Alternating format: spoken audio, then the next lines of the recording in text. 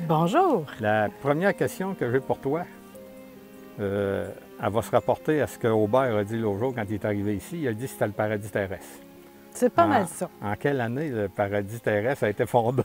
En fait, on a acheté la maison ici en 1995, mais il n'y avait rien. C'était un champ qui servait à rien.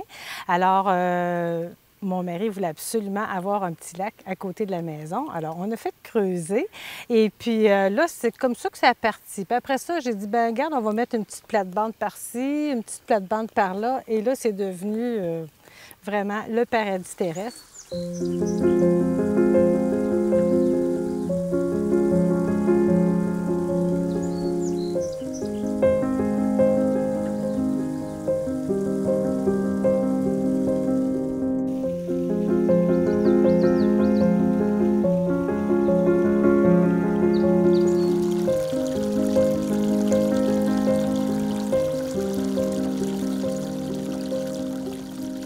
Mais quand je suis arrivée en 95, je ne connaissais rien des fleurs, je ne connaissais rien des oiseaux. Et puis, c'est à mesure, au fur et à mesure que j'en ai appris. Est-ce que le lac était à cette grandeur-là? Tu disais un petit étendard Ben, d'eau, c'est ce que j'appelle. Oui. Un petit lac, mais. Pour Richard, c'était un petit. C'est ça. On a commencé par un petit. OK. Ça.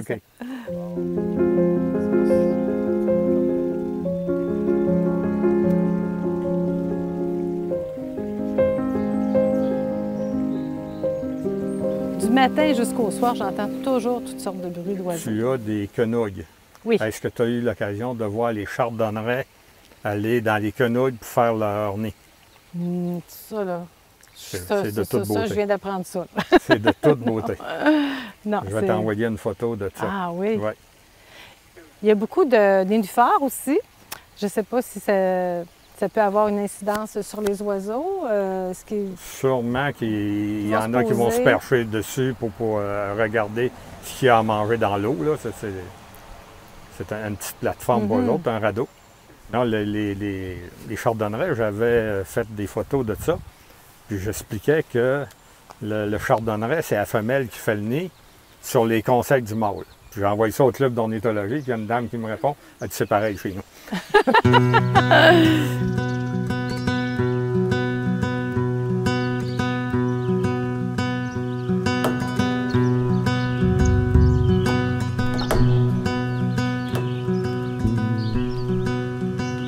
Et ta passion pour les oiseaux est venue plus tard? La passion pour les oiseaux est venue beaucoup plus tard, mais ça fait pas si longtemps que ça. J'ai rencontré un certain Monsieur Hamel. Connaissez-vous? Alors, M. Hamel, à chaque fois que je le voyais, il me parlait toujours de ses oiseaux, puis moi, ça m'intéressait, mais plus ou moins. Puis à un moment donné, là, les oiseaux par-ci, les oiseaux par-là, je vais te donner des nichoirs pour que le merle bleu puisse revenir dans Port-Neuf. Bon, OK, alors on installe ça. Et puis, en fait, l'élément déclencheur, c'est quand tu es venu avec des gens qui étaient des ornithologues, un groupe, puis là, je les voyais observer, là, puis là, ils étaient tout énervés, tout excités de voir toutes sortes d'oiseaux. Là, je me suis dit, ah bien là, il y a vraiment quelque chose d'intéressant là. Alors, c'est pour ça que là, j'ai commencé à m'intéresser un peu plus aux oiseaux. Et puis là, j'essayais de comprendre, d'entendre, d'essayer de repérer les oiseaux aussi qui sont ici autour. Alors, c'est comme ça que ça a commencé vraiment. Pour ton information, je me souviens de cette sortie-là avec le club d'ornithologie de Trois-Rivières. Ouais. Et c'est des gens qui travaillent beaucoup à l'oreille. Ils avaient répertorié 27 espèces le temps qu'ils ont été ici, peut-être une heure. Là. En tout cas, moi, j'étais vraiment ébahie par leur connaissance et puis tout ça. C'était vraiment intéressant. Ça, c'était un élément déclencheur. À partir de là, tu as commencé à t'intéresser aux oiseaux. Oui.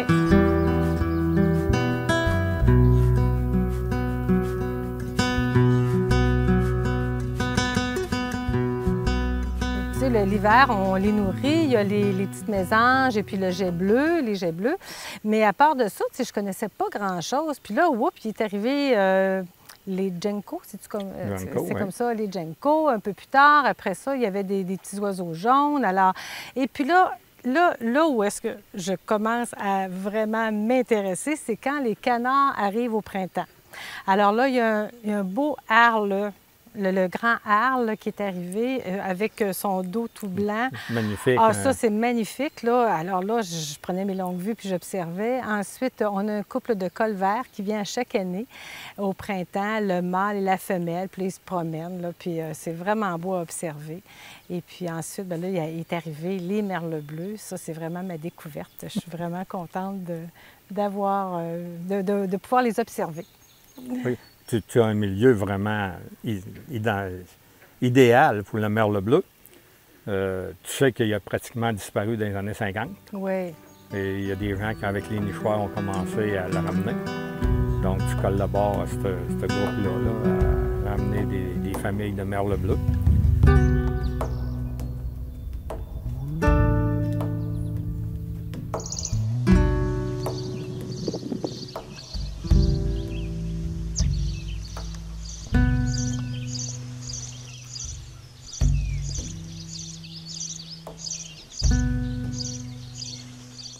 Tu sais, il y a beaucoup de papillons aussi, hein? Il n'y a pas seulement que des oiseaux, il y a des papillons. Mais il y a des grenouilles. Il y a beaucoup de grenouilles. Oui. C'est le signe que le lac est en santé. Ah, c'est vrai? Oui, quand on fait un plan d'eau, tant qu'on n'a pas de grenouilles, on ne sait pas si l'équilibre écologique est atteint. Le moment où les grenouilles en rentrent dans le plan d'eau, on est en affaires, ça fonctionne. Bon, bien, tant mieux. Mais c'est certain que quand on a commencé notre aménagement il y a plus de 25 ans, on ne pensait jamais que ça deviendrait un milieu de vie aussi vivant, là, avec toutes sortes d'animaux. On n'en revient pas là, de tout ce qu'on peut voir à chaque jour. C'est formidable. Tu te souviens que tu avais présenté ton jardin parce que je t'avais demandé, tu ne voulais pas. J'avais fini par te convaincre. Oui. Et le Roc Gillière, tu avais fini deuxième. Et ce fois-là, Roc avait dit, c'est parce que vous avez une liste de conditions à remplir. Parce que si j'avais un jardin à habiter, ce serait celui de Louise. Mm-hmm. Alors, c'était venant de lui, c'était un beau compliment. Un beau compliment. Oui, puis ça s'est amélioré depuis oui. cette année de participation-là que j'avais fait oui, aussi. Oui, là. ça n'arrête pas de s'améliorer. Bien, vous avez plus de temps aussi, là. Oui, bien sûr. Puis, tu sais, on connaît un petit peu plus les plantes. Là, cette année, c'est très difficile parce qu'il y a la sécheresse. Ça doit être difficile pour les oiseaux aussi. Pour les oiseaux, puis les plantes, les floraisons sont éphémères, ça ne dure pas. Et ça débute. C'est très peu de floraison comparativement à une année normale. Effectivement. C'est triste un peu. Oui, c'est en tout cas. Il faut vivre avec. Il faut vivre avec, c'est ça.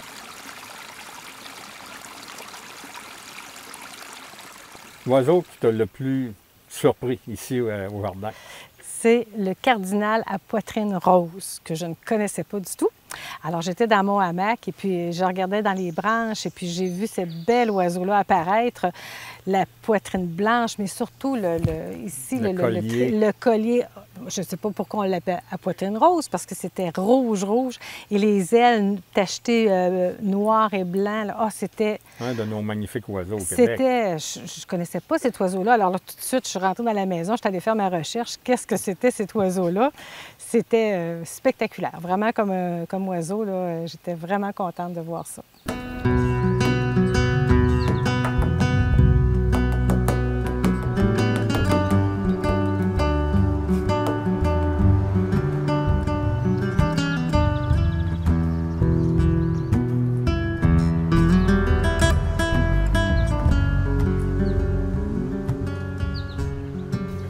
Et ici, au niveau de la grange, vous avez aussi l'hirondelle des granges qui niche. Oui, bien sûr. Chaque année. Il y a, on a la chance d'avoir un bâtiment où les hirondelles peuvent aller nicher, parce qu'il y en a de moins en moins de ces beaux bâtiments-là. C'est incroyable de voir baisser la population d'hirondelles au Québec. Bon, à la grandeur de la planète, c'est pas au Québec. Oui. Les pesticides, puis tout ce qui... Puis les hirondelles aiment beaucoup les bâtons, hein? Parce qu'ils viennent se reposer sur les bâtons dans le jardin. C'est un peu un endroit privilégié pour regarder les insectes alentours. Ça les permet, puis voir les prédateurs. Si un chat passe, ils vont le voir venir. Puis c'est sécurisant pour eux autres. C'est ça. Alors, il y a quelque part par ici. Attends une petite minute. Ah, juste ici. Il y a une petite tablette, là. Oui.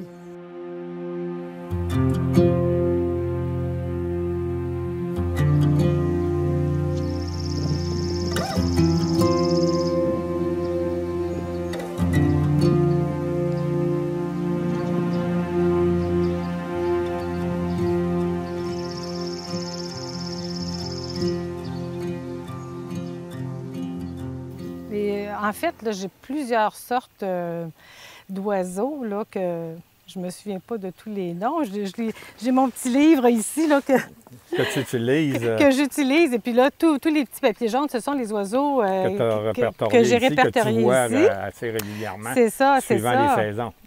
Suivant les saisons. Et je me souviens de vous avoir demandé aussi qu'est-ce que c'était. J'avais pris une photo, puis c'était un bigorneau. C'est un bigorneau. Ah, il est ici. Bon.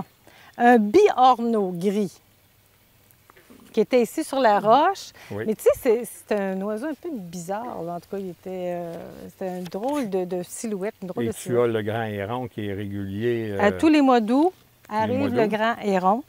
Qui vide le lac. Probablement, mais ça dépend des années parce que là, on est allé racheter des poissons rouges, mais il y a des années que le poisson rouge se reproduit beaucoup. Mais l'année passée, je ne sais pas ce qui s'est passé, mais là, on a perdu tous nos poissons. Mais il y a aussi un ami qui s'appelle le martin pêcheur. Le martin pêcheur, lui aussi... Il faut qu'il se nourrisse. faut qu'il se nourrisse et puis il adore les poissons rouges. Oui. Puis il y a une année, je me suis dit, on ne savait pas s'il nous restait des poissons rouges. Et justement, le grand héron est arrivé. Et là, il en a pris un. Là, puis tu sais, un beau gros là, que je voyais dans son bec. Là. Alors, on s'est dit, ah, il y a encore des poissons dans le lac.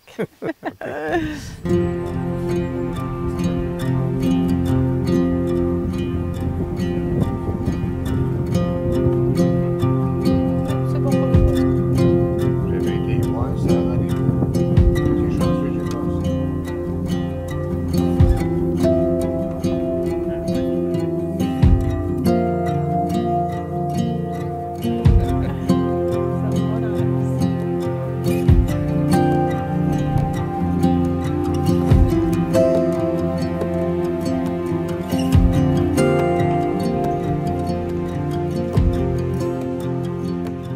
Donc, c'est quoi l'histoire de Thérèse? À Thérèse, un moment donné, on se promenait sur la terre en 4 roues.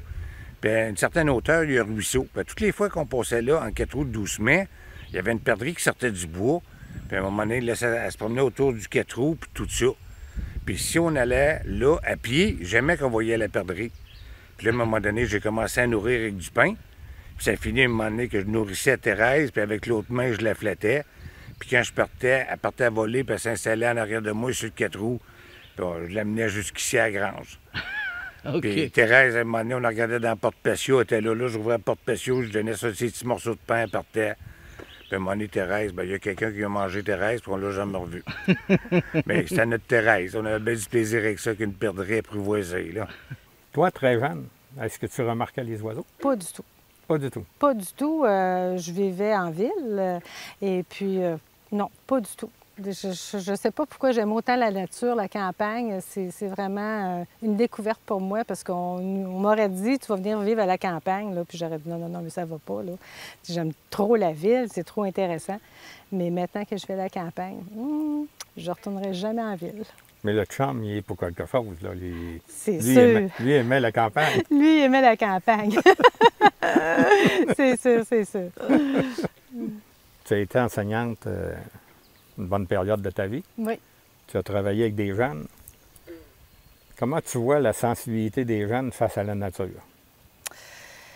Bien, c'est un peu difficile quand ils sont éloignés de la nature, surtout quand ils sont en ville. Je me souviens, j'enseignais à ce moment-là à Val-Bélair et puis j'allais, pour mon cours de sciences de la nature, j'allais chercher des fleurs, des plantes qui étaient dans les champs environnants. Mais à un moment donné, ça s'est mis à être construit partout. Alors, tous ces beaux champs-là où j'allais chercher mes petits morceaux de nature, bien, ça a disparu. Alors, je ne sais pas comment les jeunes peuvent vraiment bien connaître la nature, à moins d'aller dans un camp de vacances ou aller faire du camping. Mais en ville, là, c'est vraiment beaucoup plus difficile. Crois-tu que ça influence la façon dont vont vivre ces jeunes-là qui ne sont pas en rapport du tout avec la nature? Bien, là, je pense que de plus en plus, ils sont sensibilisés à l'environnement, à l'écologie. Mais, tu sais, bon, c'est beau faire de la récupération, là, mais d'objets et tout ça, mais il faut être capable de vraiment faire le maximum pour garder tous nos oiseaux, tous nos animaux. Je pense que les produits chimiques, ils sont pour beaucoup. L'épandage, les oiseaux, c'est incroyable, le nombre d'oiseaux qui sont disparus à cause des épandages. Alors, on est de plus en plus sensibilisés à ça et puis c'est heureux. Non, je pense que les jeunes vont être dans une nouvelle ère de plus de conservation de la nature. Je le souhaite, en tout cas.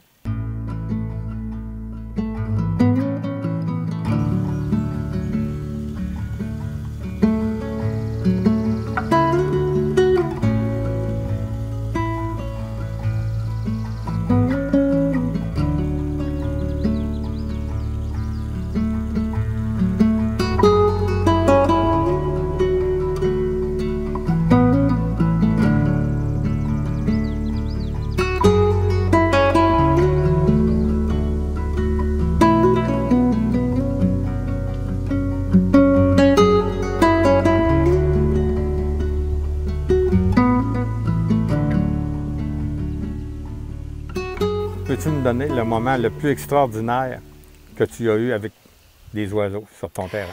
Bien, c'était pas sur mon terrain, c'était au lac Long. OK. Et il y a quelques années, il y a à peu près une dizaine d'années, j'étais avec mes deux cousines. On s'en va en pique-nique sur le bord de la rivière et il y a les beaux galets, on s'installe. Et à un moment donné, est arrivé un colibri qui s'est installé sur la boîte à lunch et ensuite qui est venu s'installer sur mon gilet. J'ai une photo. Parce que j'ai une de mes cousines qui me dit « Louise, il n'y a jamais personne qui va croire ça. » Il est pris après ton gilet. Il est prêt après mon gilet et c'est en 2001. Et puis là, avec sa petite langue, là, je le voyais là, qui essayait de trouver du nectar. C'est vrai que j'avais un gilet qui était coloré, mais c'est Oui, une c'est vrai, expérience, orange. mais c'est une expérience inoubliable. Il est resté là 5 minutes et puis j'en revenais pas. On arrête de bouger. Tout s'arrête à ce moment-là. On n'en revenait pas. Vraiment, c'était un moment de grâce.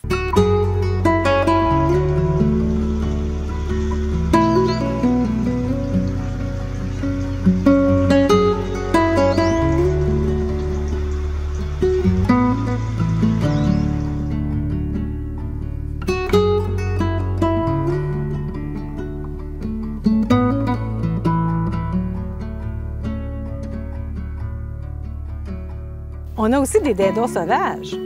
Oui, de plus en plus. Je ne sais pas si on doit en parler, Ah mais ouais, ouais, oui, c'est ça fait incroyable. partie. Ils sont en meute, là, ils sont 7-8, les dindons sauvages l'hiver, qui se promènent ici, puis ils viennent, les oiseaux, ils mangent les graines de tournesol, et puis les cosses, tu sais, les petites cosses tombent par terre, puis ils sont venus tout nettoyer. Il n'y a pas besoin de passer le balai au printemps. C'est des employés fidèles. Des employés fidèles, et puis...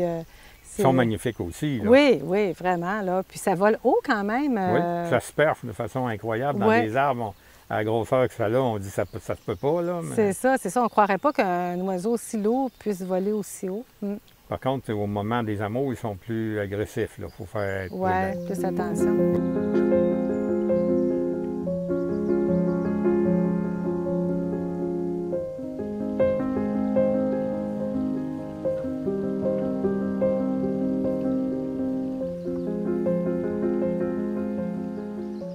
C'est ma façon de relaxer.